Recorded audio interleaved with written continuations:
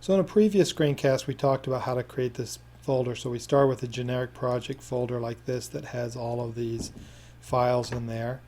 And what we do is we copy that and then we title it with our course name, and then inside of there we've got our kind of structure for our folders.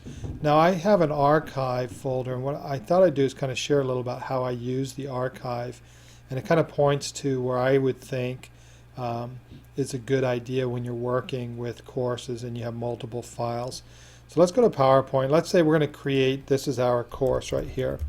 So we've created our course file, so we're going to go ahead and save this, and we're going to find our folder here in the desktop, and there's fire safety. And let's just go ahead and say we're going to call this course.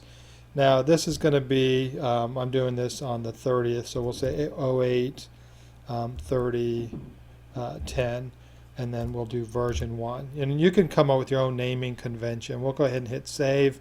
We've got that. I close down PowerPoint, I'm working, and let's say I open this up again the next day, or actually let's go back. Let me actually close this. So we'll close this, and let's say I'm going to come back into my folder structure. So I've got my course and I want to open this up and work on it. So I'm going to go ahead and open it up. I'm here.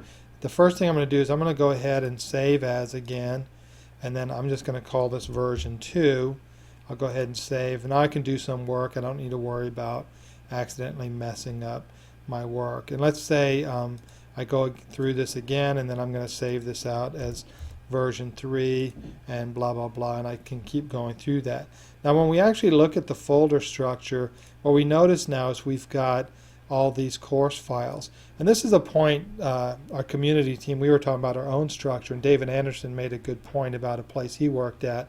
And one of the rules was anytime they're working on something and they're going to share it with people outside of their team, the most recent version should be the only version that the client or subject matter, whoever it is they're sharing the files with, can see. So in this case, version 3 is our most recent version. We don't want them clicking in here by mistake and then making edits, and then the reality is this is the file that should be edited. And this is a good example of where you might want to use the archive. So you go ahead and take those, move them over here.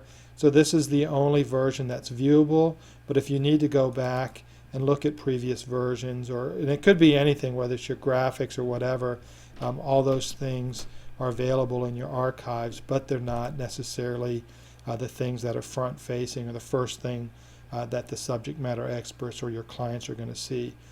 So that's a good way to use the archives in there. And one thing that I do, well, I have an archive here. Sometimes if I'm working on, like, say, my image files, where I might have a lot of image files, I'll just go ahead and put an archive folder in my image file, and then I can just go ahead and put the duplicate images in there as well, so I have that in that folder. So it really just depends on how you want to work with your files, but I think the idea of keeping your most current version front facing is good, and then keeping the other stuff out of the way so people don't accidentally use other versions of your files is going to work for you and help alleviate some confusion.